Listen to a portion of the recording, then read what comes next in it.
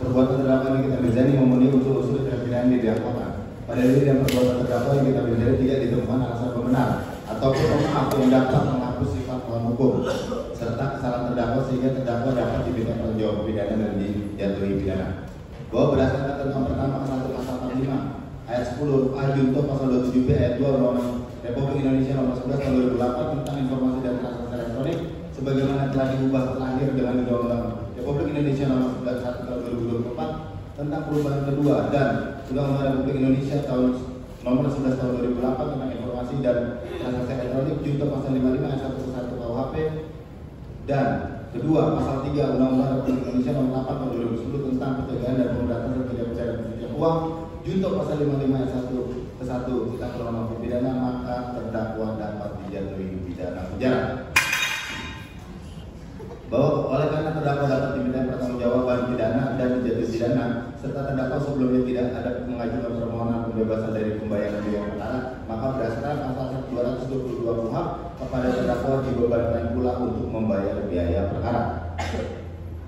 Bahwa sebelum kami sampai pada tuntutan pidana atas diri terdakwa, perkenankanlah kami mengemukakan hal-hal yang kami jadikan pertimbangan dalam mengajukan tuntutan pidana, yaitu keadaan yang memberatkan, perbuatan terdakwa merusak nama baik martabat orang lain, perbuatan terdakwa meresahkan masyarakat dalam skala nasional, terdakwa telah menikmati hasil kejahatan, terdakwa tidak bersikap sopan di persidangan, terdakwa berbelit-belit di persidangan, terdakwa tidak mengakui perbuatannya, terdakwa sudah pernah dihukum, terdakwa tidak menghargai jalannya persidangan, keadaan yang meringankan, terdakwa masih memiliki tanggungan keluarga. 5. Tuntutan. Berdasarkan perkara yang dimaksud, kami penuntut umum dalam perkara ini dengan memperhatikan ketentuan undang-undang yang bersangkutan untuk dan atas nama negara menuntut supaya Majelis Hakim Pengadilan Negeri Jakarta Selatan yang memeriksa dan mengadili perkara yang memutuskan 1. Menyatakan terdakwa Nikita Mirzani telah terbukti secara sah dan meyakinkan bersalah melakukan tindak pidana mereka melakukan, menyuruh melakukan dan yang turut serta melakukan perbuatan dengan sengaja tanpa hak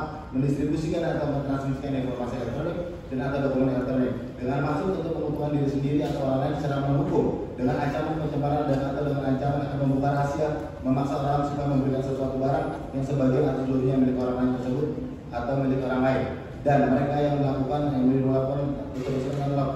perbuatan menempatkan, mentransfer, mengalihkan, membelanjakan, membayarkan, menghibahkan, mendistribusikan, membawa ke luar negeri, mengubah bentuk, menukarkan dengan mata uang atau surat berharga atau perbuatan lain atas harta kekayaan yang diketahuinya atau patut digugurnya berupa hasil tindak pidana sebagaimana dimaksud dalam pasal 2 ayat 1 dengan tujuan menyembunyikan atau menyematkan asal-usul harta kekayaan sebagaimana melanggar pertama ke 1 pasal 45 ayat 10 junto pasal 27B ayat 2 Undang-Undang Republik Indonesia nomor 11 tahun 2008 tentang informasi dan transaksi elektronik sebagaimana telah diubah terakhir dengan Undang-Undang Republik Indonesia nomor 1 tahun 2024 tentang perubahan kedua atas Undang-Undang Republik Indonesia nomor 11 tahun 2008 tentang informasi dan transaksi elektronik junto pasal 55 ayat 1 ke 1 Kitab Undang-Undang Hukum Pidana dan kedua pasal 3 Undang-Undang Republik Indonesia nomor 8 tahun 2010 tentang pencegahan dan pemberantasan tindak pidana pencucian uang junto pasal 55 ayat 1 ke 1 Kitab Undang-Undang Hukum Pidana.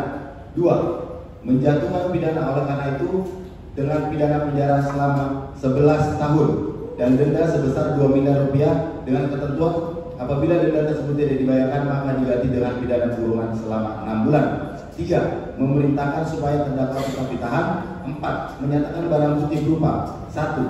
Satu buah sistem elektronik akun WhatsApp dengan nomor 081288779794 sampai dengan barang bukti dengan nomor urut 39 satu unit handphone tipe iPhone 15 Pro Max warna silver dengan email 354650910935778 dan nomor 085217317386 seluruhnya dipergunakan sebagai barang bukti dalam perkara atas nama saksi Ismail Marzuki. 5. Menetapkan agar terdakwa membayar biaya perkara sebesar Rp5.000. Demikian surat tuntutan ini kami bacakan dan diserahkan dalam sidang hari ini Kamis tanggal 9 Oktober 2025 Jakarta 9 Oktober 2025 penuntut umum ditandatangani. Terima kasih. Silakan untuk disampaikan kepada Majelis Hakim dan penasihat hukum.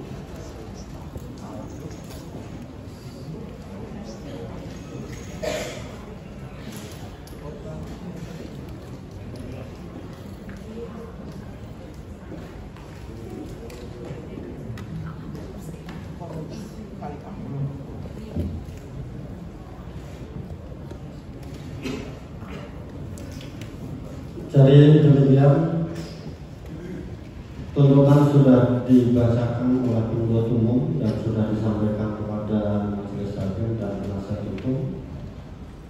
Tentunya selanjutnya adalah hak dari terdakwa ya, dan penasihat hukumnya silakan untuk menyusun pledoi atau pembelaan. Baik nanti yang akan disusun oleh penasihat hukumnya maupun kalau terdakwa mau menyusun tersendiri bisa juga, begitu ya. Dan untuk itu sebagaimana sudah kita rencanakan ya, akan kita kasih waktu sampai hari Kamis tanggal 16 Oktober 2025 ya. Mudah-mudahan diberikan kelancaran ya, kesehatan sehingga jadwal yang kita tentukan tidak mundur lagi, karena untuk penahanan sudah kita pastikan pas putusan nanti, begitu ya. Jadi kembali lagi dan kita ingatkan kepada penuntut umum ya agar mengupload nanti file untuk tuntutan, dan kita ingatkan juga kepada penasihat hukum ya, manakala lupa daftar bukti kemarin belum dikirim, silakan nanti dikirim di email ini ya, bisa dilihat di sini nanti ya. Jadi kembali lagi keunduran sidang kita tunda sampai hari Kamis tanggal 16 Oktober 2025. Terdakwa tetap jaga sehat, kembali lagi kanan, dan perintah kepada penuntut umum untuk menghadirkan lagi terdakwa pada sidang tanggal yang telah ditentukan. Kita selesai dan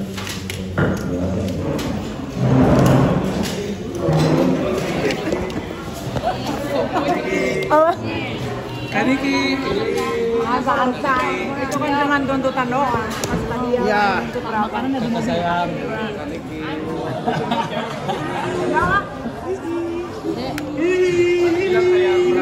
Kaniki sehat ya. Gue ngelebihin Ya. korupsi kan? Ya.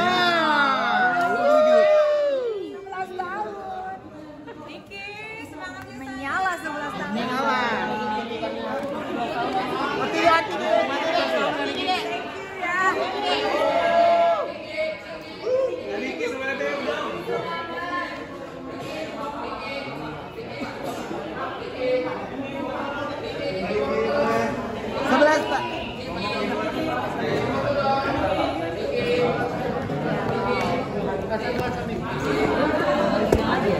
Ya. Amin.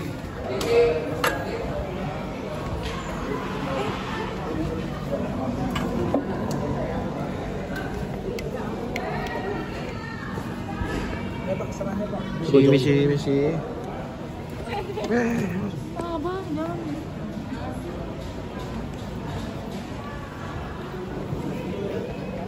Ayo mas.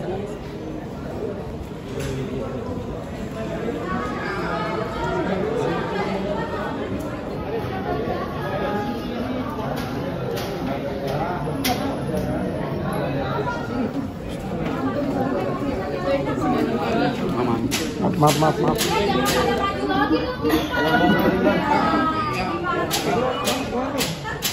Terus gimana aman?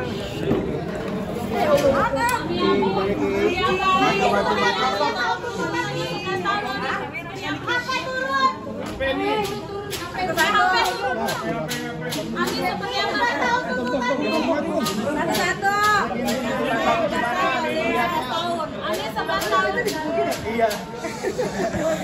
Ani tuntutannya 11 tahun nggak ada masalah, itu kan tuntutan ya kan, tuntutan dari jaksa berhak menuntut suka-suka dia. Yang penting udah selesai nih, jaksa nggak ada nuntut lagi ya kan, nanti tinggal bagian saya di minggu depan. Pedon pekan depan apa yang disiapkan? Pedon minggu depan lagi bikin nyicil sedikit-sedikit, ya kan dikasihnya minggu depan, nanti pulang langsung bikin pledoi lagi.